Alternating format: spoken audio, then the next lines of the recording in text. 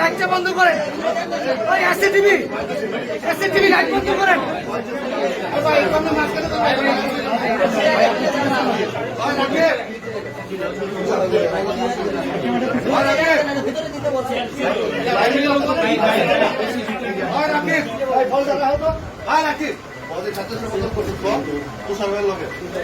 আস্তে আস্তে ভাই ভাই আপনি সব ওইগুলো ভাই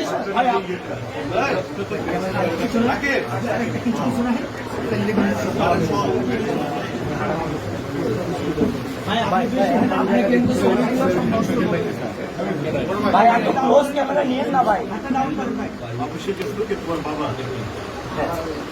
আমি মাথা ডাউন করো ভাই, মাথা ডাউন করো, আপনি মাথাটা নিচে রাখেন ভাই। আপনার জন্য না ভাই, আমার দিকে ভাই আপনাদের জন্য তো ছবি পাচ্ছি না। রাজা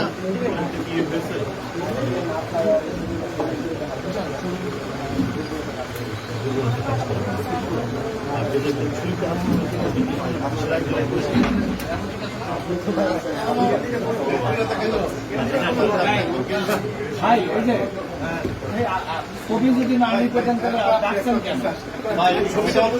আপনারা যদি সামনে থাকেন তাহলে মাথাটা ডাউন করেন, আপনারা চালান। আমরা স্টিভাবে আমাদের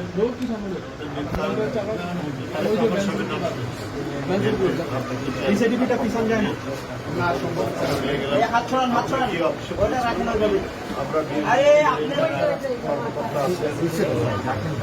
তাদেরকে জানিয়েছি আমাদের আত্মহত্যা জন্য আমাদের আহ্বায়ক এখান থেকে বিএনপির সহযোগিতা করা হয়, যারা আহত হয়েছে বা নিহত পরিবার, যারা দুর্নীতি হয়েছে, সবাই আজকে আমাদের বাসায় এসেছি আমরা।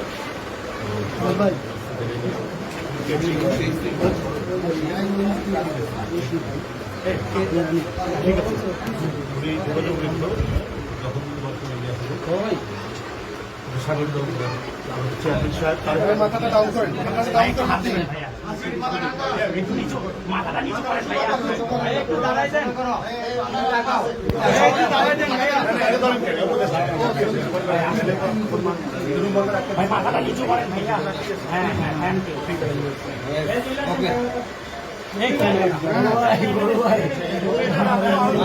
প্রিয় সাংবাদিক বন্ধুরা, আমরা আজকে এখানে এসেছিলাম জুলাই আগস্টের এক নিপীড়িত শ্রমিক পরিবারে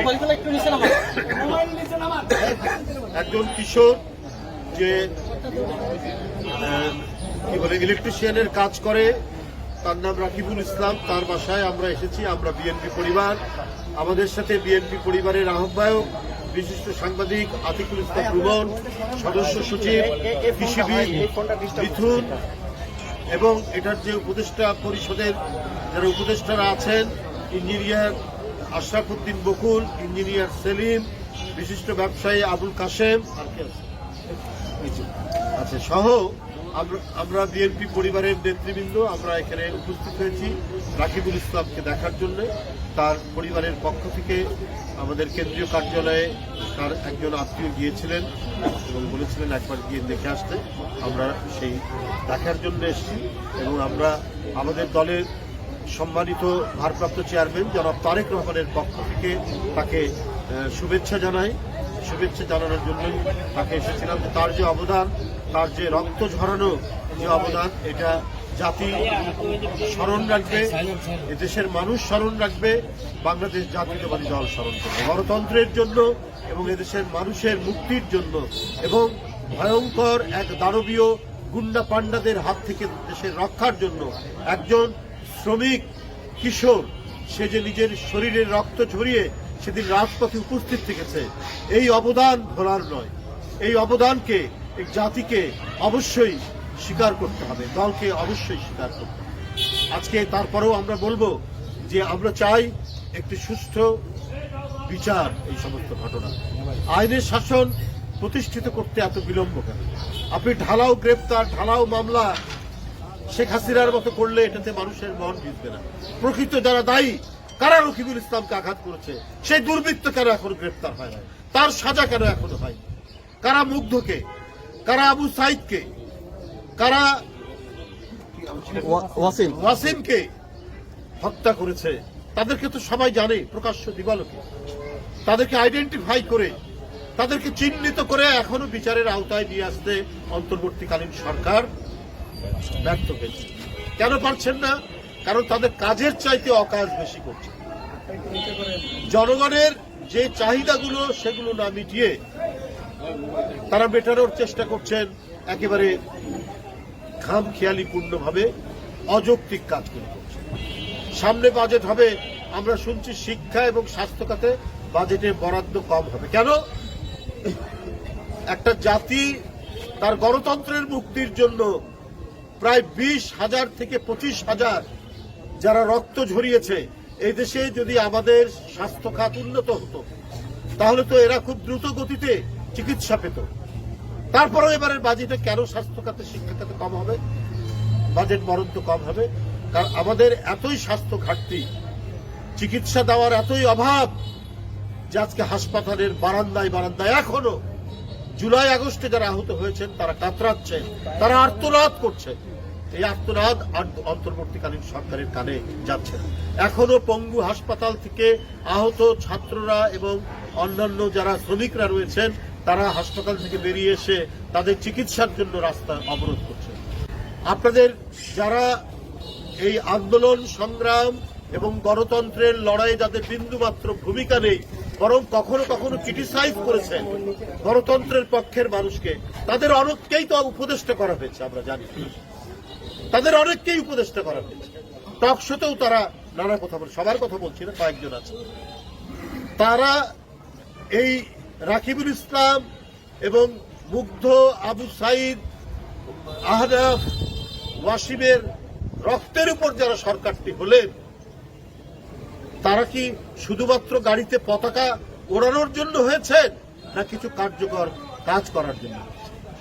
আজও বিশ্ববিদ্যালয়ের শিক্ষকরা তাদের আবাসনের জন্য যখন প্রধান উপদেষ্টার বাসায় যান তখন তাদেরকে ভালো মতো ব্যবহার করা হয়, বরং পুলিশ নিয়ে দেওয়া হয়। তাদের বিরুদ্ধে টিয়ার গ্যাস মারা হয়, সাউন্ড গ্রেনেড মারা হয়। কেন?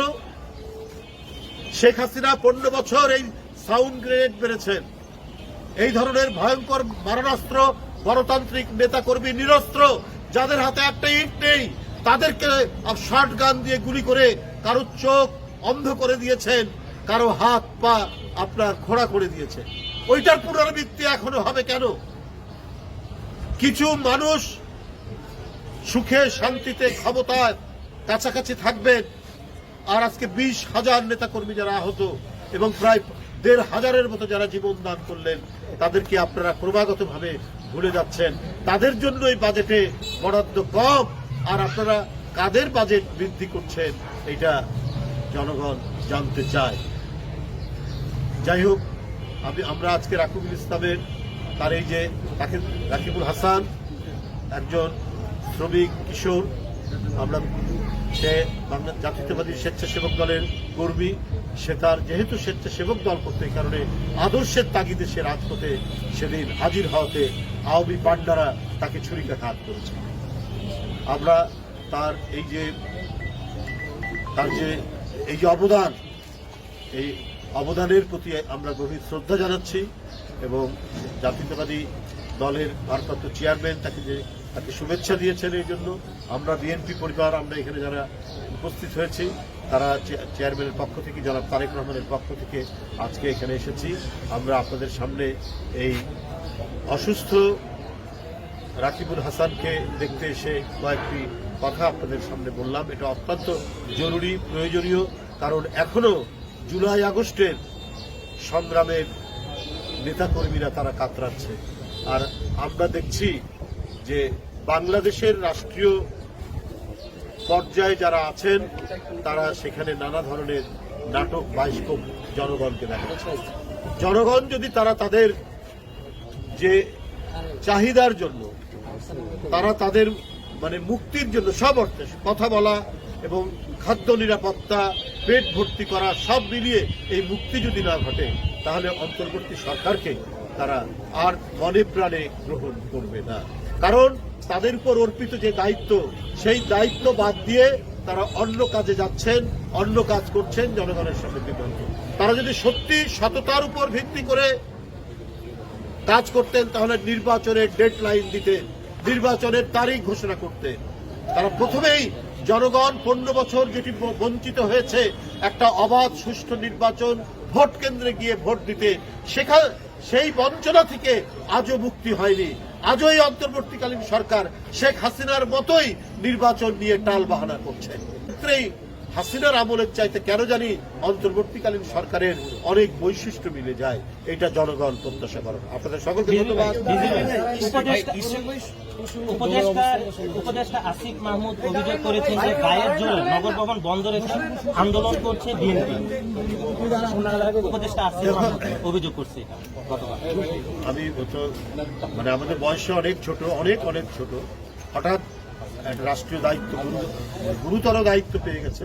এই জন্য কথাবার্তার ভারসাম্যহীনতা রয়েছে।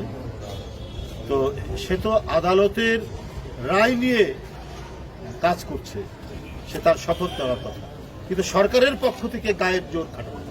তাহলে চট্টগ্রামের যে আমাদের সাদাত, সে কি করে মেয়র হতে পারল?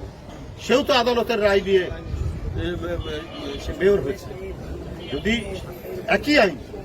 একই আইনে যদি সাদাত হতে পারে, তাহলে ইশরাক কেন হতে পারবে না? এটা হলো জনগণের জিজ্ঞাসা, আমার না। সে তো আমি যদি বুঝতাম সে গায়ে আমাকে দিতে হবে, গায়ের জোর দিয়ে একেবারে গিয়ে ভাঙচুর করে বা জোর করে তালা মারতে, সে তো এক কথা না। তার কাছে তো আদালতের রায় আছে, আইনের পদ্ধতিতে সে গিয়ে দেখছে যে আইনের কাভারেজ থাকার পরেও, আইনসম্মতভাবে সে যাওয়ার পরেও সরকার গায়ের জোরে তাকে মেয়র হতে দিচ্ছে। তো সেই ক্ষেত্রে সেই আইনটি প্রতিষ্ঠার জন্য তার আন্দোলন করার যথেষ্ট অধিকার রয়েছে। ধন্যবাদ।